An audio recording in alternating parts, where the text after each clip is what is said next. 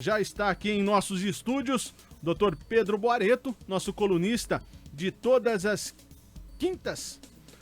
Bom dia, Pedro. Seja bem-vindo novamente. Bom dia, Tony. Bom dia, Marquinhos. Bom dia, ouvintes e internautas da FM Raízes. Bom dia. Pedro, e que assunto nós vamos estar abordando nessa quinta-feira? Como mencionado no nosso último programa, Tony, hoje nós falaremos um pouquinho sobre as questões jurídicas que envolvem aí o mundo virtual. E dando início, né, Pedro, será que podemos aí nos expressar livremente nas redes sociais ou corremos algum risco de ser censurados, né? A primeira pergunta que eu trago para você, Pedro, é se atualmente nos deparamos com inúmeras situações onde algumas pessoas se utilizam das redes sociais para realizar diversas condutas dentre cobranças, ofensas, xingamentos. E muito interessante trazermos aí essa questão da responsabilidade para o programa de hoje. Mas e aí, Pedro, o que podemos ou não podemos realizar pelas redes sociais? A grande discussão hoje consiste, Tony e Marquinhos, na liberdade de expressão, uma famosa liberdade de expressão, estabelecida aí no nosso artigo 5º da Constituição Federal, e a famosa também censura. Hoje é muito comum as pessoas, até pela própria facilidade dos computadores e aparelhos telefônicos, né, celulares, eles se comunicarem de uma forma livre pelas redes sociais. Agora, qual é efetivamente o limite dessa comunicação? O limite dessa liberdade de expressão? Esse é o grande ponto que a gente vai tentar tratar aqui hoje. É interessante essa matéria nós abordarmos ela, porque muita gente acha que tem a liberdade de poder colocar qualquer coisa lá nas redes sociais, e não é bem assim, né? Tem alguns limites aí, de fato achamos de tudo, né, doutor Pedro, nas redes sociais. E sempre que alguém recebe, por exemplo, alguma crítica, né, por sua postagem, logo informa que tem a certa liberdade de se expressar livremente. Né? E se mais alguém questiona, logo vem a outra afirmação: estou sendo censurado. Exatamente, Marquinhos. Como eu mencionei, por estar, né, muitas vezes sozinho, com o próprio aparelho celular ou até mesmo o computador, a pessoa acaba se encorajando até a se expressar da forma que bem entender. Só que, infelizmente ou felizmente para muitos, essa situação ela vem ocasionando uma série de desgastes, não só com relação a esse posicionamento, né, de forma livre, que é a chamada liberdade de expressão, mas também com relação à censura. É uma linha muito tênue que divide a liberdade de expressão e a censura. Hoje, a liberdade de expressão, ela só vai até o momento em que o direito de outrem passa a ser ofendido. É o famoso: o meu direito vai até onde começa o direito do próximo. Sim. Então, nós temos hoje que tomar muito cuidado com tudo isso, porque, embora seja muito simples você se mencionar, fazer qualquer menção nas redes sociais, contra qualquer pessoa, contra aí, autoridades, contra vizinhos, contra pessoas que nos devem, ou contra alguém que de repente... Eu até recentemente vi uma postagem de uma moça cobrando pensão alimentícia nas redes sociais. E isso, a gente precisa tomar muito cuidado com esse procedimento, porque nós sabemos que o local adequado para tratar esses assuntos, principalmente de cobrança, e esse tipo de questionamento, é o próprio Poder Judiciário, né? Então, hoje nós temos aí que ter uma grande preocupação com relação a esse posicionamento nas redes sociais, né? Ninguém aqui está incentivando a censura, mas também nós não podemos simplesmente consentir que as pessoas façam o que bem entendem nas redes sociais sem qualquer tipo de penalização e responsabilização, né? Infelizmente, nós precisamos sim ter essa consciência que os atos praticados nas redes sociais podem sim gerar responsabilizações. Agora, doutor, nós notamos em algumas postagens, principalmente quando ela vai nesse campo aí, né, da pessoa estar podendo se expressar de uma certa forma, algumas curtidas, assim, menos curtidas, menos compartilhamentos.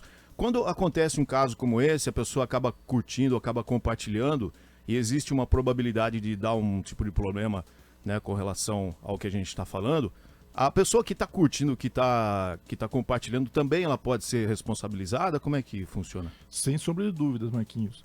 Todos que compartilham, curte, e muitas vezes até acabam comentando também uma matéria ou uma postagem que venha ofender a honra de outrem, ou até mesmo algo que seja notadamente falso, né? Todas essas pessoas, quem postou e todos que comentaram e que compartilharam, podem sim ser responsabilizados tanto na área penal quanto na esfera civil, né? Na esfera civil vai ter que ter uma comprovação do efetivo dano e do nexo causal, né, do ato praticado com o dano. Mas sim, pode ser sim ter uma implicação jurídica com relação a essa compartilhamento e postagem. Isso também acaba acontecendo bastante, Marquinhos, pelo WhatsApp. O WhatsApp hoje é uma ferramenta que veio para nos auxiliar, né? O nosso dia a dia se tornou muito mais célere, muito mais facilitador, Ágil, né? Ágil com o WhatsApp, mas isso também ocorre nos famosos grupos de WhatsApp. Comumente a gente vislumbra aí informações ou notícias falsas, ou matérias que venham a denegrir a imagem de outras pessoas divulgadas em grupo de WhatsApp.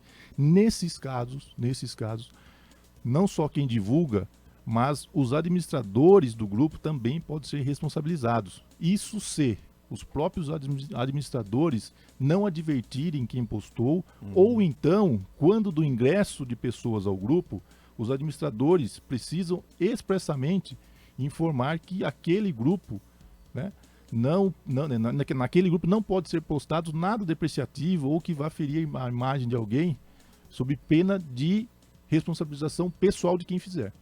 Isso é muito comum em diversos grupos de WhatsApp. Inclusive, a gente nota em alguns grupos que já quando a pessoa já cria, já vem com essa norma aí, né? Sim, sim. E isso, a gente até aconselha que as pessoas realmente façam isso, para que cada um que ingresse no grupo tenha a exata consciência da sua responsabilidade e, principalmente, que o administrador não seja responsabilizado pelo ato praticado por terceiros.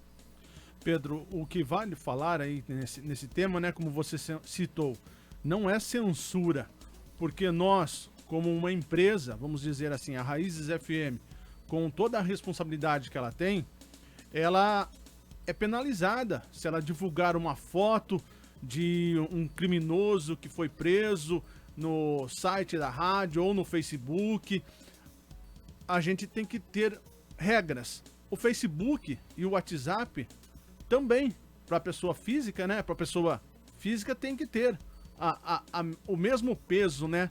Porque do jeito que está hoje, cada um pensa o que quer e ofende do jeito que quer. Então essa situação não é uma censura, né? É só ter regras no mesmo peso que uma empresa tem, uma pessoa simples, né? Sem sombra de dúvidas, Tony. É que, infelizmente, a pessoa que se manifesta dessa forma, ela se esconde atrás dessa desculpa. Estou sendo censurado. Quando, na verdade, a manifestação dessa pessoa extrapolou os limites da liberdade de expressão. Esse é o grande questionamento que é feito nesses casos, e é isso que a gente pede para que as pessoas observem um pouco mais. Sabemos que a responsabilização ela existe e, infelizmente, com o mundo virtual e as questões aí se tornaram muito comuns de ofensas, xingamentos, tentativa de denegrir a imagem de outrem, mas tudo isso gera uma responsabilização. Pedro, nós tivemos aqui em Capivari também um fato muito triste, né? Onde uma pessoa acabou se envolvendo em um grave acidente e acabou falecendo. Só que logo após o ocorrido, segundos após o ocorrido, passaram a divulgar imagens do corpo dessa pessoa. Isso foi muito triste porque a família se chocou muito com essas imagens. Isso é um crime, Pedro? Sem sombra de dúvida, Tony. esse caso aqui em Capivari, lamentável caso, inclusive, foi basicamente uma cópia, porque ficou muito famoso no país inteiro, uma situação semelhante ao que nós vivemos aqui em Capivari, que foi o acidente do cantor Cristiano Araújo. Sim. Onde, infelizmente, tiveram imagens, não do local do fato em si, mas de uma empresa que foi contratada para fazer o laudo do corpo do cantor, e acabou tirando algumas fotos e divulgou. Aqui no caso de Capivari, né, nesse lamentável episódio, nós tivemos a morte, infelizmente, acabou acontecendo no local, né, do próprio acidente, e alguns populares que passavam por ali tiraram as fotos e acabaram divulgando pelas redes sociais, WhatsApp. Isso é um crime, o vilipêndio, né, do cadáver é um fato criminoso, descrito aí no artigo 212 do Código Penal, e isso pode gerar aí uma detenção de 1 a 3 anos, além de multa, isso sem falar na responsabilização civil por esse ato, onde se a família ou pessoas que se sentiram lesadas com essa divulgação comprovarem, né, o dano, o nexo causal e a questão do resultado, né, fatalmente essa pessoa que divulgou ou compartilhou ou curtiu, comentou uma triste cena como essa, será responsabilizada também na área civil. Ah, doutor, mas eu vou compartilhar porque a polícia, a justiça não vai conseguir chegar até o meu celular, até o meu IP do computador. Isso é fato? Não. Hoje ficou muito mais fácil, até pela própria estrutura que hoje, tanto a Polícia Civil, que já conta com essa estrutura, como a própria Polícia Federal, que tem uma estrutura um pouco melhor até, para a localização desses IPs. Só que nesses casos em si, como o compartilhamento foi feito pela rede social, facilmente a gente consegue identificar quem foi o responsável por isso. Pelo WhatsApp também, porque infelizmente a pessoa que compartilha, muitas vezes compartilha no próprio grupo, e qualquer pessoa do grupo pode funcionar como testemunha e falar, não, quem compartilhou foi fulano. Sim. E um simples print dessa tela também pode levar à identificação de quem compartilhou. E essa pessoa que compartilhou será também responsabilizada. E muitas vezes, né, doutor, nós notamos que essa foto, essa matéria, ou melhor, essa postagem, ela nem vem às vezes da pessoa que tirou a foto, né? Às vezes a pessoa tira a foto, manda, por exemplo, para alguém em particular no WhatsApp, e essa outra pessoa, segunda pessoa, que acaba, né, retransmitindo de uma forma irresponsável, né? Infelizmente. Agora deixo aqui até uma colocação para cada um, né, de nós aqui, ouvintes, internautas, inclusive nós aqui do estúdio. Será que agiríamos dessa forma se recebêssemos uma foto do cadáver de um parente nosso, de uma pessoa querida nossa? Certeza Será que não. sairíamos compartilhando?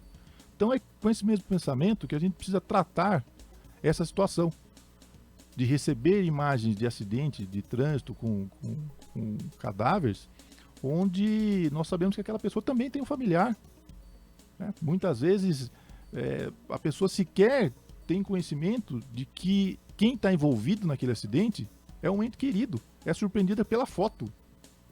Isso, Exato. além de ser desumano,